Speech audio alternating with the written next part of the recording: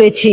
জিনিস গয়না গাটি যা যেখানে আমার মেয়ের গয়না ছিল, আমার গয়না ছিল, সবই আমি বন্ধক দিয়েছি। আমার জামাইও জানে না, মেয়ে লুকিয়ে দিয়েছে। এবার ও তো অশান্তিতে ভোগ করছে। ও বলছে যে মা আমার কি হবে, এবারে আমি জানতে পারলে আমার সংসারটাই তো নষ্ট হয়ে যাবে, আমি কি করব, আমার গয়না কিভাবে তোমরা বন্ধক দিয়েছে, কিভাবে ছাড়িয়ে দেবে, এই করছে। আমি তো সারা রাত ঘুমই হচ্ছে না, 4-5 দিন ঘুমাতে পারছি না, কি করব, আমার মাথাটার মধ্যে কি হচ্ছে আমি বলতে পারছি না। আমার আত্মহত্যা করা ছাড়া কোনো উপায় নেই, আমাদের যে কোনো একটা উপায় বার করে দিতে হবে। এটা 17 বছর ধরে এই কারবার করে আসছি, কোনোবারে এরকম হয়নি, এবারে কেন এরকম হলো? আমার ছেলেকে পড়াশুনো করিয়েছি সব এই ব্যবসায় থেকে, পড়াশুনো করে সে কোনো চাকরি বাকরি পাচ্ছে না, না পেরে তা ওর বাবার সঙ্গে খাটালের ব্যবসাই করছে, কাজ কর্ম করে। ও একটা বিয়ে পাস ছেলে, ও গোবর ফেলা কাজ করে। কেন করছে? পেটের দায় করছে, কোনো চাকরি নেই, তা কি করবে, তাই করছে। তা আমরা তার অন্য কিছু করি না কো, এই ব্যবসা নিয়েই সব কিছু। আমার একটা জমি জায়গা কিছুই নেই, সব আমরা গতরে খাটি। এতগুলো গরু মোষ, 40টা গরু মোষ আছে, এই 40টা গরু মোষ আমরা 3 জনেই দেখাশুনো করি। দুপুর বেলা রান্না করতে পারি না, দুপুর বেলা পান্তা খাই, রাতের বেলা রান্না করি, খুব কষ্টে আমরা আছি। আর এর মধ্যে যদি এই অবস্থায় যদি এরকম হয় তাহলে কি হবে? দেখিয়ে লোন নিয়েছি, নিয়ে মোষে কানও বেঁধানো আছে, ওই মোষগুলো সব কান বেঁধানো আছে, সে লোন নিয়েছি 3 লাখ টাকা। গয়না বন্ধক দিয়েছি 8 লাখ টাকা, ভুসির দোকানে 6 লাখ টাকা, এদিক সেদিকে বিচুলি এলা পাবে 1 লাখ টাকা, অনেক দেনা। ওষুধের ব্যবসা না করতে পারলে আমরা কি করব, কি করে খাবো? আমাদের তো মরণ ছাড়া রাস্তা নেই, না আমাদের বিষ এনে দিক, আমরা বিষ খেয়ে মারা যাব। আমরা এইভাবে আমাদের চতুর্ধার দিয়ে দেনা, সবাই দেনা করছে, চাইছে। চিঠি এসে গেছে, ভুসির দোকান থেকে চিঠি এসেছে, বিচুলির দোকান থেকে সব চিঠি এসেছে, হালকাতা করবে, টাকা চাইছে। আমরা তো একটাও গরু বিক্রি করতে পারছি না।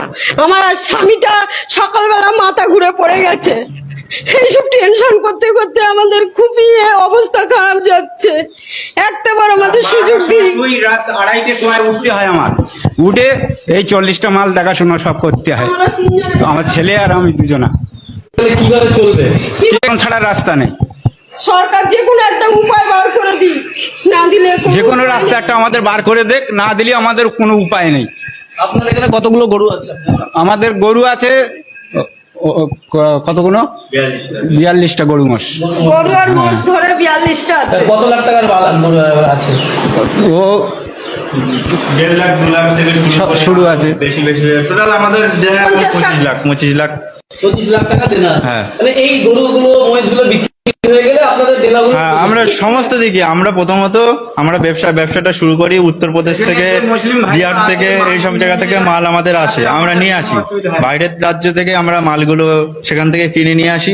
আমরা তো বছরকে বছর এরকম ভাবে ব্যবসা, আমার বাবা করেছে, আমার বাবার বাবা করেছে এই ব্যবসা, আমরা সকলে এইভাবে ব্যবসা, আমাদের পূর্বপুরুষ এই ব্যবসা করে আসছে, যেহেতু আমরাও সেই লাইন দেখেছি, পড়াশুনো করেছি।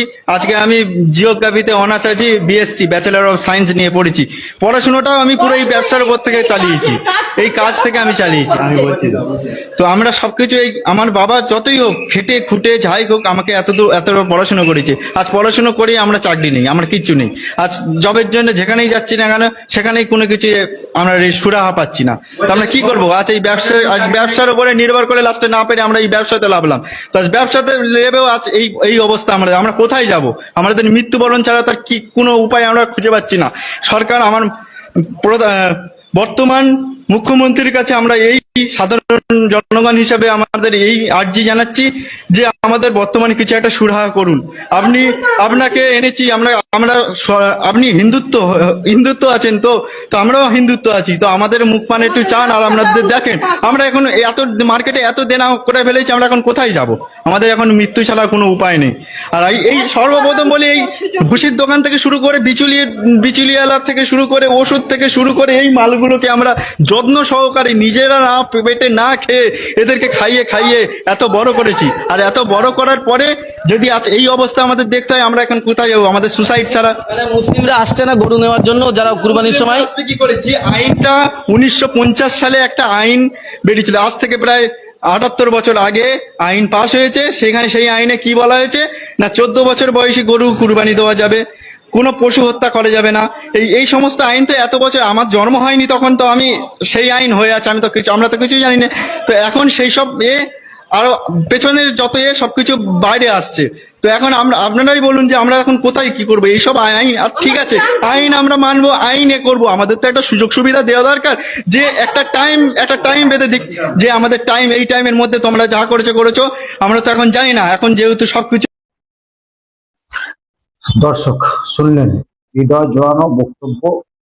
সত্যি আমি শুনছিলাম, শুনে খানিকটা আমার হলেও খারাপ লেগেছে যে এই ব্যবসা দীর্ঘদিন থেকে করে আসছে, আর হঠাৎ মাত্র হিন্দুত্ববাদী সরকার এসে এরকম একটা আইন পাস করবে আমরা অনেকে ভাবতে পারিনি।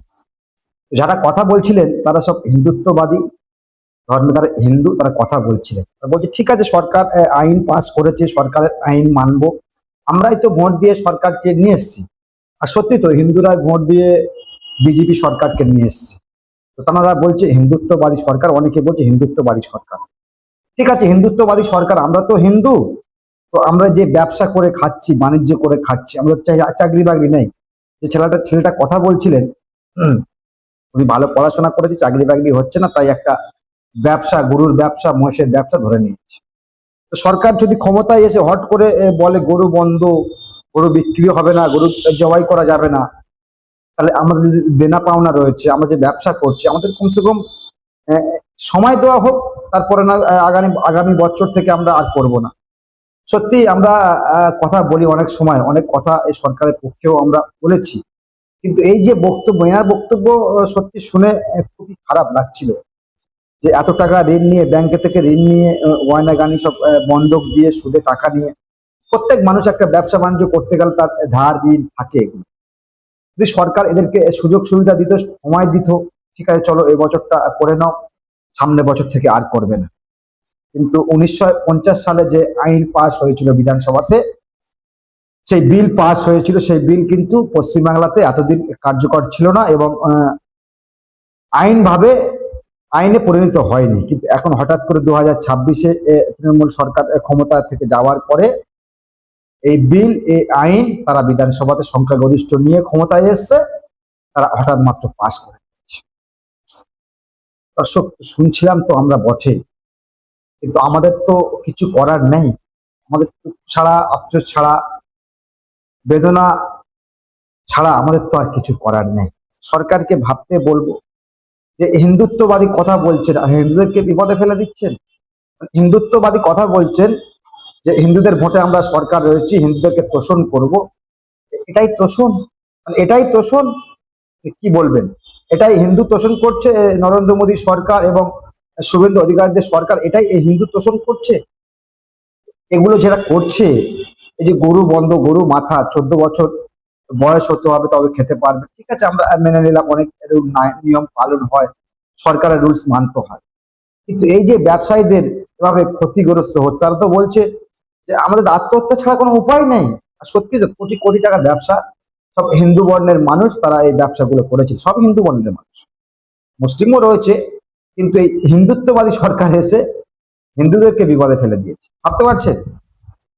এই ঘটনা ছবি বিভিন্ন এলাকা থেকে, বিভিন্ন জায়গা থেকে আসছে। গতকাল থেকে এই ছবিগুলো দেখছি আর ভাবছি, হিন্দু তোষণ কি এটাই কি হিন্দু তোষণ? হিন্দু তোষণের নামে হিন্দুদেরকে বিপদে ফেলে দেওয়া। দর্শক কিছু কিছু কথা আছে আমরা বলতে চাইলেও বলতে পারি না, বলতে পারবো না। সেটাই এই ভিডিও দেখে এদের দুঃখ, এদের যে কষ্ট, এদের যে আবেগ দেখে সত্যি আমার খুবই খারাপ লাগছে। কি হবে এদের উপায়, কি হবে এদের উপায়, কি করবে এনারা, ভাবতে পারছি? দর্শক সেটা বলার বলবেন, আর ভিডিওটা বেশি বেশি করে শেয়ার